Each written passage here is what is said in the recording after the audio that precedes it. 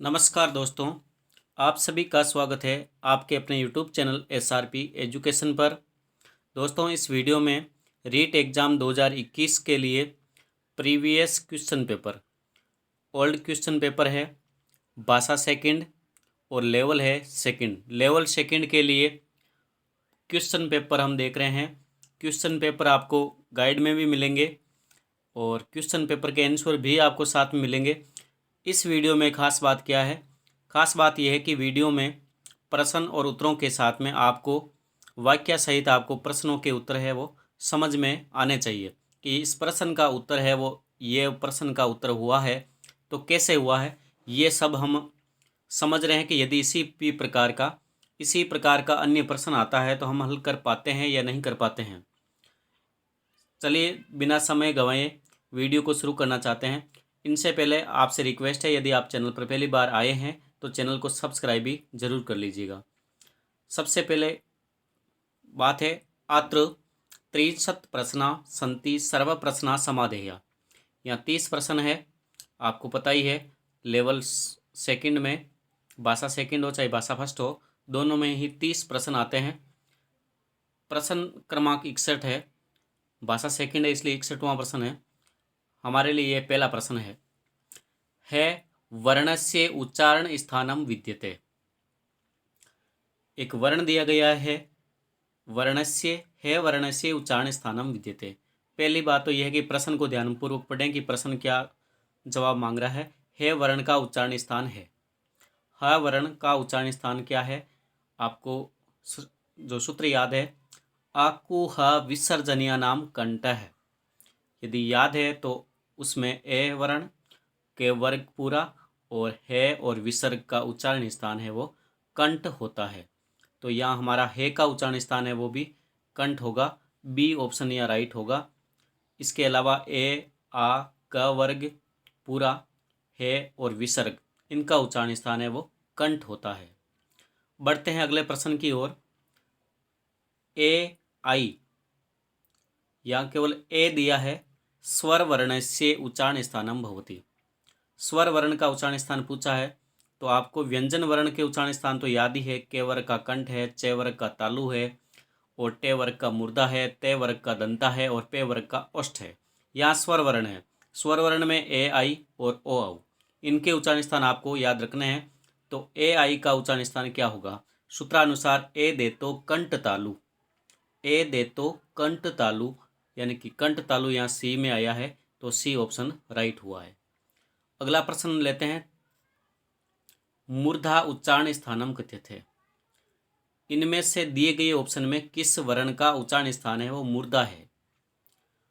ले वर्णस्य, रे वर्णस्य, ये वर्णस्य और ने वर्णस्य। मूर्धा का जो सूत्र है रीटु रसाणाम मूर्धा, जिसमें र वर्ण आता है तो रे वर्ण का उच्चारण स्थान क्या होगा? मूर्धा होगा। री, री, र, टे वर्ग और षटकोण का से इनका उच्चारण स्थान है वो मूर्धा होता है। 64वां प्रश्न भी इम्पोर्टेंट प्रश्न है। इस प्रश्न में हम चूक कर सकते हैं। स्वराकृति, इसमें केवल ये पूछा है कि स्वर कितने होते हैं, स्वरों की संख्या पूछी है, न कि मूल स्वर। संस्कृत भाषा में मूल स्वर कितने हैं? मूल स्वरों की संख्या केवल 5 है।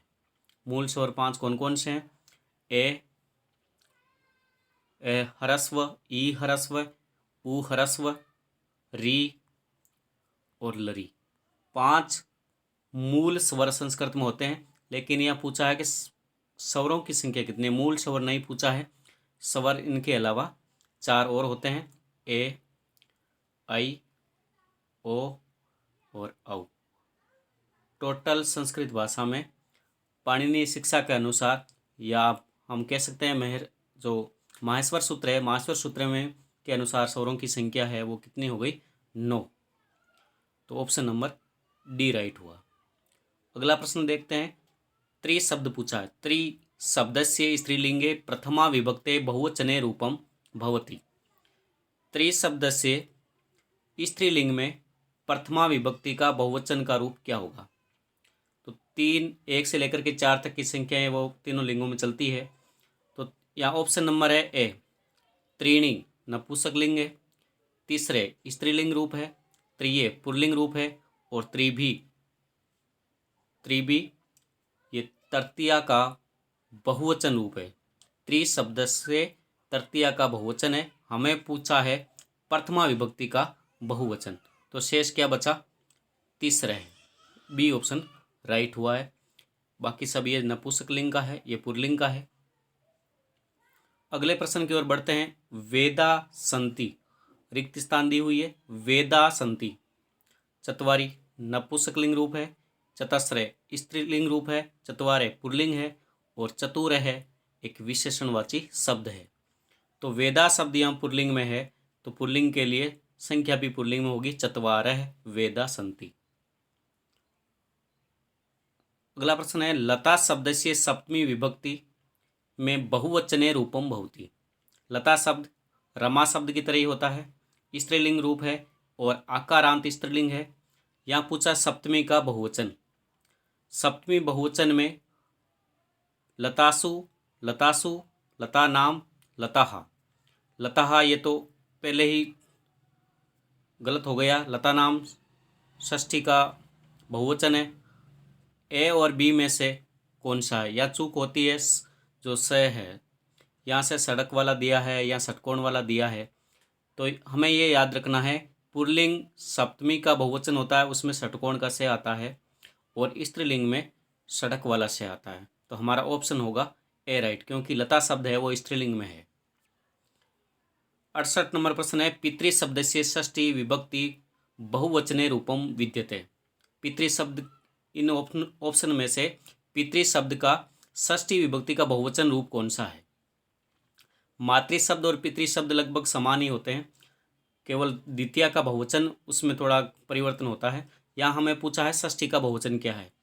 पितृनाम, पितृसु ये सप्तमी का बहुवचन है। पितृनाम और पितृनाम, नाम और नाम, या पितृ शब्द में रे आया है तो ये तो निश्चित बात होगी कि ण आएगा, रामानाम की तरह ण आएगा। तो दो ऑप्शन बन रहे हैं, पितृनाम और पितृनाम। इसमें अंतर क्या है? पितृनाम में री रस्व है और डी ऑप्शन का जो है पितृनाम उसमें री दीर्घ है। और पितृ शब्द की षष्ठी बहुवचन में पितृ का जो री है उसमें दीर्घ री आना चाहिए, जो डी ऑप्शन में सही है। अगला प्रश्न है। अस्तातु लोट लकार का मध्यम पुरुष का एकवचन रूप क्या है? अस्तातु, अस्तातु का मध्यम पुरुष का एकवचन रूप पूछा है, जो होगा बी ऑप्शन राइट। अस्तु, आस्ताम, संतु मध्यम पुरुष का एकवचन में है एधि। ये शब्द रूप भी हमें धातु रूप भी याद होने चाहिए। अगले प्रश्न ले रहे हैं, प्रश्न क्रमांक 6 है। अगला प्रश्न है। सह धातु लट लकार से उत्तम पुरुष से एक वचनम रूपम भवति।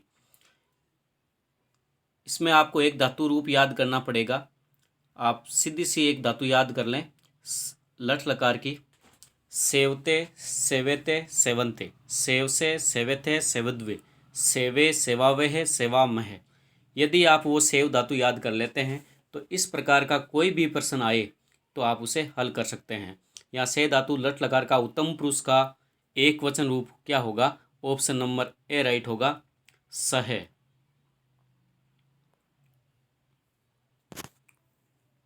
ऑप्शन नंबर ए इसमें राइट होगा। अगला प्रश्न है। क्री धातु लंग लकार उत्तम पुरुष का बहुवचन रूप कौन सा है? क्री धातु में लंग लकार भूतकाल में उत्तम पुरुष का बहुवचन रूप पूछा है क्री धातु में, जिसमें ऑप्शन नंबर सी राइट होगा, ए कुर्म है। अगला प्रश्न है। पा धातु, पा धातु लरिट लकार से प्रथम पुरुष से बहुवचन रूपम अस्ति। पा धातु यानी कि पीना। पा धातु के रूप चलते हैं पिब की तरह, पिबती, पिबते, पिबंती। रूप तो इनके इस तरह चलते हैं और लरिट लकार में इसमें मूल जो धातु होती है उसी के अनुसार रूप चलते हैं। पाश्यति, पाश्यते, पाश्यंती। यहाँ प्रथम पुरुष का बहुवचन पूछा है तो सीधी सी बात है पाश्यंती होगा। पाश्यति, पाश्यते, पाश्यंती। विभिशंती नहीं होगा, पाश्य में भी नहीं होगा, पाश्यते भी नहीं होगा, क्योंकि पा धातु का लरिट लकार रूप है वो पा से शुरू होता है। पाश्यति, पाश्यते, पाश्यंती। तो पाश्यंती ए ऑप्शन इसमें राइट हो गया। प्रश्न क्रमांक अगला है 73 नंबर। संस्कृते कति कारकाणि भवन्ति। संस्कृत भाषा में कारक कितने होते हैं? कारक के बारे में पूछा है। कारक कितने होते हैं? हम सभी सामान्य रूप से जानते हैं कि कारक होते हैं 7 कारक मानते हैं, कहीं कहीं 8 कारक मानते हैं, तो ऐसा नहीं है। कर्ता कर्म चे करणम चे कर्ता कर्म करण संप्रदान अपादान और अधिकरण। संस्कृत में कारकाणि 60 यानी कि 6 ही कारक माने जाते हैं। संबंध को कारक नहीं माना जाता है, ये आप जरूर ध्यान रखें। कारक संस्कृत भाषा में 6 ही होते हैं। ऑप्शन नंबर सी यहाँ राइट हो रहा है। अगला प्रश्न है बाल के बिभेति। बाल के रिक्त स्थान बिभेति, रिक्त स्थान पूर्यत, रिक्त स्थान हम पूर्यत। ऑप्शन नंबर ए सर्पस्य, बी सर्पात, सी सर्पाय और डी सर्पय। ए ऑप्शन में षष्ठी का एक वचन है, बी ऑप्शन में पंचमी का एक वचन है, सर्पाय में चतुर्थी एक वचन है और डी में सर्पे सप्तमी का एक वचन है। तो हमें यह ध्यान रखना है कि बिभेति शब्द का अर्थ होता है डरता है, बालक डरता है। तो डर वाली जो धातुएं होती है, डर का जो कारण होता है, उसमें हमेशा कौन सी विभक्ति होती है? पंचमी विभक्ति होती है। बाल के सिंहात बिभेति, तो सिंहात और यहाँ आएगा सर्पात। तो जहाँ डर वाली धातु आ रही है, तो जो डर का कारण है उसमें सदैव ही पंचमी विभक्ति आती है। ऑप्शन नंबर बी इसमें राइट है। अगला प्रश्न है राक्षसाः ईर्ष्यन्ति, इसमें समुचित पदेन रिक्त स्थानम पूर्यत। ईर्ष्यन्ति ईर्ष्या धातु है इसमें, तो जहाँ ईर्ष्य धातु है, असूय धातु है, वहाँ सदैव कौन सी विभक्ति होती है? चतुर्थी विभक्ति होती है। क्रू धातु, ध्रुव धातु, ईर्ष्य धातु और असु धातु, इन धातुओं के योग में चतुर्थी विभक्ति होती है। तो देवानाम षष्ठी विभक्ति का रूप है, देवे तृतीय का बहुवचन है, देवेशु सप्तमी का एक बहुवचन है और देवेभ्य चतुर्थी और पंचमी का बहुवचन है। तो ऑप्शन नंबर डी राइट होगा। राक्षसाः देवेभ्य ईर्ष्यन्ति इसमें है। बढ़ते हैं अगले प्रश्न की ओर। गोविंदः शिरसा खलवाटः इत्यत्र रेखांकित पदे कारणम स्पष्टयत। गोविंद सिरसा यानी कि सिर से, खलवाटे यानी कि गंजा है। गंजा है, खलवाटे शब्द का अर्थ है गंजापन। तो आपने ये सूत्र देखा होगा कारक में, ये ना अंग विकार है। जहाँ विकृत अंग हो वहाँ सदैव तृतीय विभक्ति होती है। अंग विकार में जो अंग विकृत होता है, विकृत अंग में सदैव तृतीय विभक्ति होती है। या सिर है वो विकृत है, उसमें बाल नहीं है, गंजे हैं, तो सिर में तृतीया का एक वचन दिया गया है सिरसा। कारण क्या होगा? कर्ण अंग विकारत है। कारण क्या हो गया? बी ऑप्शन इसका राइट हो गया। अंग विकार के कारण सिरसा पद में तृतीय विभक्ति प्रयुक्त हुई है। अगला प्रश्न है 77 नंबर। समास से संबंधित शक्तिम अनतिकर्म्य। ये सामान्य रूप से हम पढ़ते ही हैं शक्ति के अनुसार। यथाशक्ति, यथा जो अविभाव समास है, तो यथाशक्ति सामासिक पद बनता है। यथाशक्ति, शक्तिम अनतिकर्म्य, शक्ति के अनुसार। तो ऑप्शन नंबर इसमें राइट हो गया, यथाशक्तिम। अगला प्रश्न है गो सुखम इत्यत्र क्या समास है? गो सुखम, गाय के लिए सुख। तो कौन सी विभक्ति होगी? यहाँ विभक्ति प्रयुक्त हो रही है, तो तत्पुरुष समास होगा। और समास विग्रह क्या होगा गो सुखम का? गोभ्य सुखम, गोभ्य सुखम। और गोहितम, गोहितम गोभ्य हितम, वहाँ पर भी तत्पुरुष समास होगा। तरियाणाम लोकानाम समाहार द्विगु समास का ये उदाहरण है, जहाँ संख्या पूर्व द्विगु, पहले संख्या आए उसके बाद में कोई संज्ञा शब्द आया हो। तो त्रिलोकी, पंचवटी, इस प्रकार के जो उदाहरण हैं वो द्विगु समास के हैं। और त्रयाणाम लोकानाम समाहार, इसका समस्त पद क्या होगा? त्रिलोकी होगा। अगला प्रश्न है पितरौ इत्यत्र विग्रह कार्य। पितरौ का समास विग्रह करना है, तो सीधा सा है माता चे पिता चे। ये हम छोटी कक्षाओं से ही पढ़ते आ रहे हैं, कक्षा 6 से शुरू हो जाता है। तो माता चे पिता चे, ये द्वंद्व समास का उदाहरण है। अगला प्रश्न है 81 नंबर प्रश्न, बाले चलती इत्यत्र संधि करणीय है। यह संधि कौन सी होती? विसर्ग संधि है, पहले पद के अंत में विसर्ग आया है, बाले के बाद ले के बाद में विसर्ग है और विसर्ग के बाद में च वर्ण आया है। तो विसर्ग सत्व संधि होती है। विसर्ग के बाद में यदि च और छ आए तो विसर्ग के स्थान पर यह से होता है सलजम वाला, और विसर्ग के बाद में यदि तय और थ आए तो से सड़क वाला होता है हलंत, और यदि विसर्ग के बाद में टे अथवा ठ वर्ण आए, टे और ठ में से कोई वर्ण आता है तो विसर्ग के स्थान पर षटकोण का से हो जाता है। तो यहाँ विसर्ग के बाद में च वर्ण आया है तो बालस चलती, बी ऑप्शन राइट हो गया। अगला प्रश्न है प्रेजते संधि विच्छेद कार्य। प्रेजते का संधि विच्छेद होता है प्र प्लस एजते, प्रे प्लस एजते। वैसे तो यहाँ वर्धी संधि होने चाहिए, क्योंकि ए अथवा आ के बाद में यदि ए आई या ओ औ हो तो वहाँ पर वर्धी हो जाती है, ए के स्थान पर आई हो जाता है, ओ या औ हो तो वहाँ पर औ हो जाता है, वर्धी संधि होने चाहिए। लेकिन यहाँ पर कौन सी संधि होगी? पररूप संधि होगी। पररूप संधि कैसे होती है? यदि प्रथम पद के अंत में ए अथवा आ हो जो उपसर्ग से युक्त होना चाहिए। ए आ का कोई उपसर्ग आया हो, जैसे प्रा है या प्रा है, उप है, उपसर्ग हो, उसके बाद में कोई धातु वर्ण आया हो, जैसे यहाँ पर धातु है एजते, इसलिए यहाँ पर वर्धी संधि नहीं होकर के केवल पररूप होगा, और पररूप में पद बनता है प्रेजते। प्रेजते का संधि विच्छेद क्या होगा? सी ऑप्शन इसका राइट होगा, पर प्लस एजते। अगले प्रश्न की ओर बढ़ते हैं। प्रश्न नंबर 83, को अस्ति इत्यत्र के संधि। संधि कौन सी है? को अस्ति में दो प्रकार की संधि बन रही है। एक तो विसर्ग संधि होती है, विसर्ग उत्व के प्लस अस्ति, के प्लस अस्ति। के किम शब्द का पुल्लिंग में प्रथमा का एक वचन है के आगे विसर्ग है, विसर्ग के आगे एस स्वर वर्ण है। तो विसर्ग उत्व संधि के अनुसार विसर्ग के स्थान पर ऊ होता है, जो पहले वाले ए से मिलकर के को बन जाता है, यानी ओ की मात्रा लग जाती है, और जो अगला ए है वह औग्रह बन जाता है। तो विसर्ग संधि का यहाँ पर ऑप्शन नहीं है, पूर्व रूप संधि का है, प्ररूप संधि का है, गुण संधि और वर्धी संधि।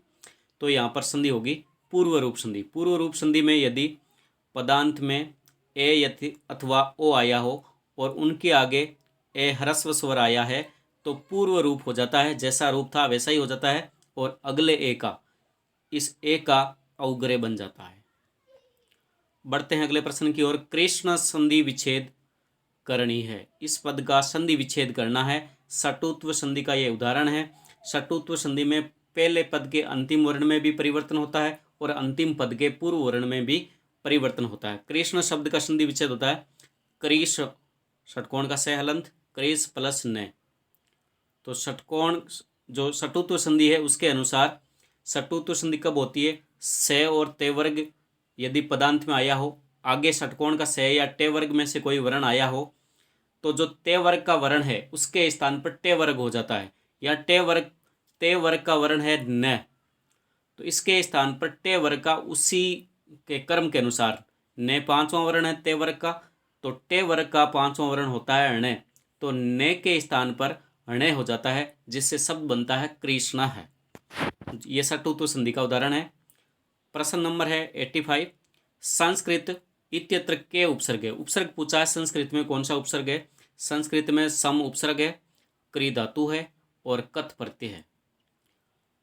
संस्कृत में सम उपसर्ग है, ए ऑप्शन इसमें राइट है। समास शब्द में भी सम उपसर्ग है, सम उपसर्ग, आस धातु, गय प्रत्यय। अगला प्रश्न ले रहे हैं पच प्लस कथ। पच प्लस पच धातु है यहाँ पर और कथ प्रत्यय दिया गया है। इत्यत्र प्रत्यय युक्त पदम भवति। प्रत्यय युक्त पद कौन सा होगा? पक्त या पचित या पत या पक्वह।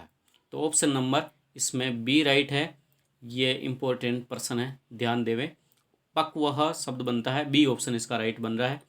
अगला प्रश्न है उत्था इत्यत्र के प्रत्यय है।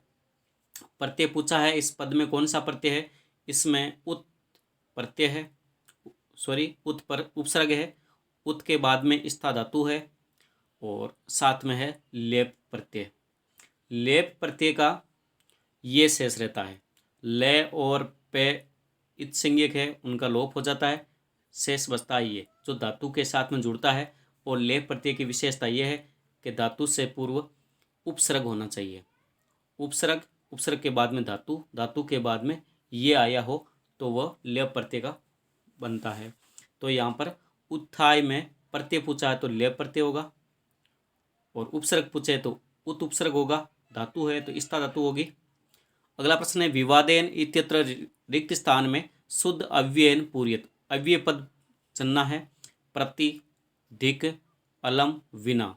तो यहाँ पर सीधी सी बात है अलम विवादेन शब्द बनता है, अलम विवादेन, विवाद मत करो, जहाँ निषेध के अर्थ में अलम अव्यय का प्रयोग किया गया है। 89 प्रश्न है गुरु शिष्य से प्रश्न पूछता है, संस्कृत अनुवाद करनी है। गुरु शिष्य से प्रश्न पूछता है तो गुरु यहाँ पर करता है तो वहाँ तो प्रथमा विभक्ति होगी, एक वचन होगा। अब है शिष्य से प्रश्न पूछता है, प्रश्न या कर्म है, पृच्छति पूछता है, वो तो धातु का लट लकार का प्रथम पुरुष का एक वचन है। अब बीच में आ रहा है शिष्य से में तृतीय विभक्ति आती है, पंचमी विभक्ति भी आती है। तो यहाँ क्या कारण होगा, पृच्छ धातु आ रही है। पृच्छ धातु द्विकर्मक धातु है, दुह धातु, यास धातु, पृच्छ धातु, नि धातु, वह धातु, मुत धातु, मुस धातु, कत धातु, इस प्रकार की द्विकर्मक जो धातुएं होती है उनके कारण वहाँ पर द्वितीय विभक्ति होती है। तो ऑप्शन नंबर यहाँ पर डी ऑप्शन राइट बन रहा है। गुरु प्रथमा का एक वचन, शिष्यम और प्रश्नम दोनों में ही द्वितीय विभक्ति होगी, दोनों ही कर्म है, मुख्य कर्म एक गौण कर्म। तो शिष्यम प्रश्नम पृच्छति और धातु कारण है पृच्छ धातु के कारण मुख्य कर्म और गौण कर्म दोनों में ही द्वितीय विभक्ति होती है, जो 16 द्विकर्मक धातुएं होती है उनके कारण।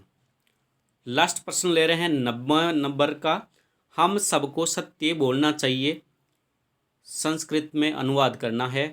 हम सबको सत्य बोलना चाहिए, हम सब के लिए संस्कृत आप सभी को पता है वयम होता है, वयम यानी हम सब, अहम आवाम वयम, वयम यानी हम सब। सत्यम कर्म है तो सत्यम होगा।